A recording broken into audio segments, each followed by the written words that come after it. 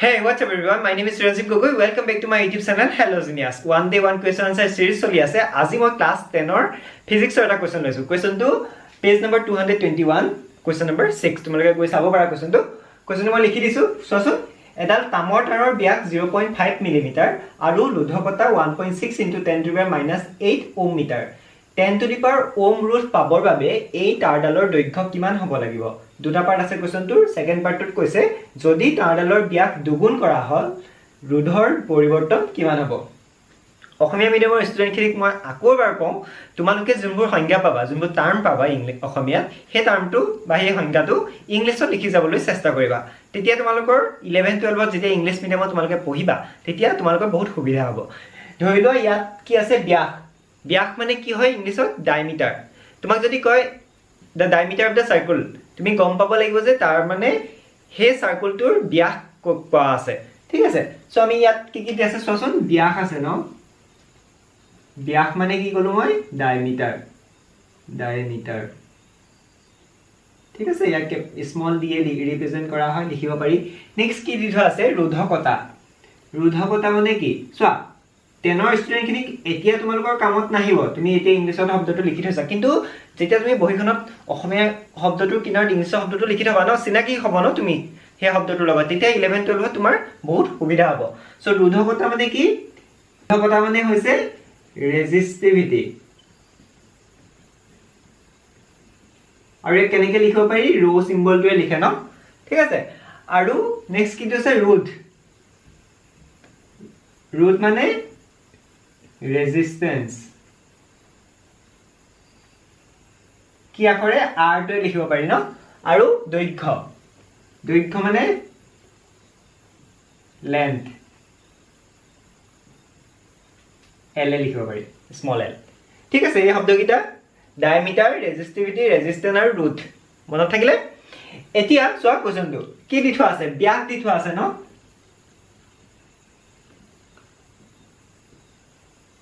দিয়া আছে তামৰ টাৰ্ডালৰ কি দি থোৱা আছে ব্যাস দি থোৱা আছে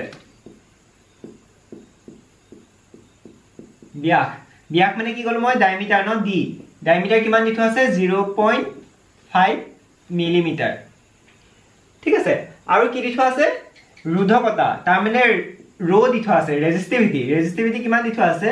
1.6 into 10 to the power minus 8 ohm meter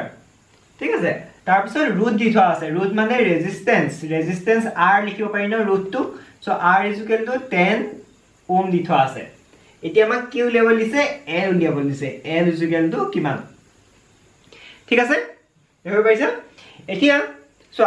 আমি এটা সূত্ৰ জানো ন কি জানো এই গিটাৰ লগত ৰিলেচনটো কি হয় r =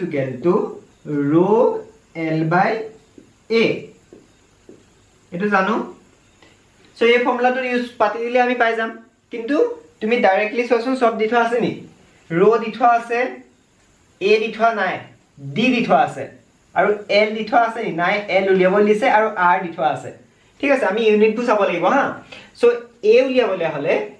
কালিটো উলিয়াবলে হলে কালিৰ তামৰ টাৰ্ডালৰ কালিটো কেনেকৈ হ'ব লিখিব পাৰি a = pi r স্কয়াৰ ঠিক আছে r ডাইৰেক্টলি দি থোৱা নাই d দি থোৱা আছে সো d আৰু r ৰ মাজত হেইটো ৰিলেচনটো কি হয় আমি এটো কেনেকৈ লিখিব পাৰো pi d/2 লিখিব পাৰো নে r মানে স্কয়াৰ r মানে d/2 লিখিলো এতিয়া চোৱা তুমি এই ওমটো সৰি এই ৰুধকতাটো ৰেজিস্টিভিটিটো ওম মিটাৰ দিছে আৰু d টো মিলিমিটাৰ আছে সেইকাৰণে আমি প্ৰথমে কি কৰিব লাগিব এই মিলিমিটাৰটো মিটাৰলৈ লৈ যাব লাগিব পাছত নহলে তোমাৰ প্ৰবলেম হ'ব তুমি তাৰমানে যিমান গিটা ইউনিট থাকিব ন একক গিটা আমি একেই কৰি ল'ব লাগিব সো এই মিলিমিটাৰটো মিটাৰলৈ নিবলৈ কি কৰিবা কিমান মিলিমিটাৰ 1 মিটাৰ 1000 ন সো 0.5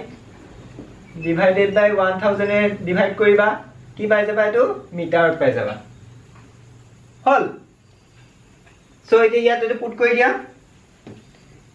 পাই মানে কিমান 22/7 আৰু d মানে আমি কিমান পালো এটো কেনেকৈ লিখিব পাৰা 0.5 into 10 to the power minus 3 লিখিব পাৰা না -3 মিটাৰ সো কি পালা 0.5 into 10 to the power minus 3 by 2 whole square meter square পালা ঠিক আছে সো এটো কইলে কিমান পাবা এটো কইলে পাবা 0.1964 into 10 to the power minus 6 meter square এটো কৰি চাবা কৰি পানি এৰিয়াটো এটো পাবা ঠিক আছে এতিয়া আমি a গম পালো r গম পালো rho গম পালো l উলিয়াব লাগিব r এই ফৰ্মুলাটোৰ পৰা so this implies l is equal to কিমান l is equal to r into a divided by rho ঠিক আছে সো r কিমান 10 ohm a কিমান 0.1964 into 10 to the power minus 6 meter square divided by rho kiman 1.6 into 10 to the power minus 8 ohm meter ohm cancel gol meter eta cancel gol ei answer to ki labo meter labo ঠিক আছে আৰু সোৱা তুমি যদি এই মিটাৰটো ইয়াত change নকৰিলা then ইয়াত millimetre cancel কৰিব নোৱাৰিলা হেকাৰণে সদায় প্ৰথমতে ইউনিট খিনি একে কৰি আনিবা ঠিক আছে সো এটো কইলে কিমান পাবা this implies l is equal to কিমান পাবা সোচোন 122.5 মিটাৰ সো l টো আমি পাই গলো ঠিক আছে প্ৰথম আনসাৰটো পাই গলো সো প্ৰথম কি মনত ৰাখিব লাগিব এৰিয়াটো কেনেকৈ উলিয়াইছো পাই r স্কয়াৰ d আৰু r ৰ মাজত ব্যাস আৰু ব্যাসাৰ্ধৰ মাজৰ ৰিলেচনটো কি আৰু আমাৰ তাৰ ইউনিট খিনি একে কৰি আনিব প্ৰথম একে কৰি আনিব লাগিব প্ৰথমৰ পৰা আৰু এই ফৰ্মুলাটো মনত ৰাখিব লাগিব r = rho l divided by a so প্ৰথম পাৰ্টটো হৈ গল এটা সেকেন্ড পাৰ্টটো চোৱা এতিয়া সো সেকেন্ড পাৰ্টটো কি কৈছে যদি তাঁৰডালৰ ব্যাস দুগুণ কৰা হল ৰোধৰ পৰিৱৰ্তন কিমান হ'ব ঠিক আছে আমি কম্পেয়াৰ কৰিব লাগিব যদি তাঁৰডাল প্ৰথমে ধৰি লোৱা তাৰ ব্যাস আছিল ধৰি লোৱা d তাৰ পিছত twice দি কৰিলে তাই দুগুণ যদি তাৰ বহাই দিয়া হয় ব্যাসটো তেতিয়া তাৰ ৰোধ r ৰ ভ্যালুটো কিমান হ'ব হৰিছে এতিয়া আমি চোৱাচোন প্ৰথমে ধৰি লোৱা প্ৰথমে তাৰ কালিটো আছিল area is equal to pi r square no so this implies r আমি d by 2 লিখিব পাৰো whole square ঠিক আছে প্ৰথমতে যে তাঁৰডাল আছিল তাৰ এৰিয়াটো এটো আছিল সো r কিমান হ'ব ৰোধ is equal to rho by l by a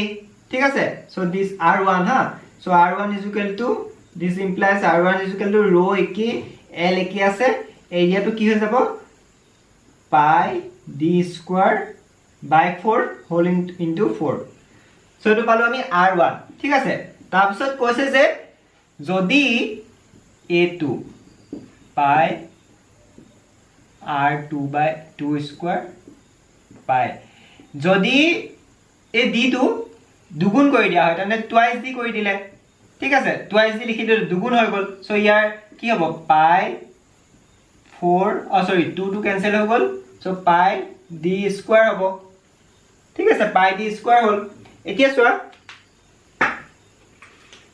এতিয়া r2 টো কিমান হ'ব r2 is equal to rho l by a no so rho l a কিমান হয় পাই d স্কয়াৰ r2 এটো ইকুৱেচন 2 সো 1 আৰু 2 পৰা আমি কিমান পাম 1 আৰু 2 পৰা আমি পালো যে যদি 1 আৰু 2 ডিভাইড কৰা হয় কিমান হ'ব সচোন this implies r1 divided by r2 is equal to 4 rho l pi d square into এই টাইমটো ভটি যাব ন সো ডিভাইড আছে so pi d square rho by l হল সো rho l ক্যান্সেল গল pi d square ক্যান্সেল গল কি থাকিলে r1 this implies r1 by r2 is equal to 4 হল তাৰ মানে r2 নতুন r2 টো কিমান পালা 1 by 4 r1 তাৰ মানে যেতিয়া ব্যাসডাল দুগুণ কৰি দিয়া হল তাৰ ৰোধৰ নতুন ৰোধটো আগৰ ৰোধৰ তাঁৰডালৰ পৰা 1 by 4 টাইম হ'ব ন আগৰ r1 টো জানো ন আমি r2 is equal to 1 by 4 আগৰ r1 টো কিমান 10 সো কিমান হ'ব 2.5 ওম সো নতুন দুগুণ কৰি দিয়া পাছত ব্যাসডাল দুগুণ কৰি দিয়া পাছত নতুন তামৰ তাঁৰডালৰ ৰুট হ'ব 2.5 ওম হল বুজি পালা আখৰ তোমালোকে কোৱেশ্চনটো বুজি পালা আজিলৈ আহিছো ধন্যবাদ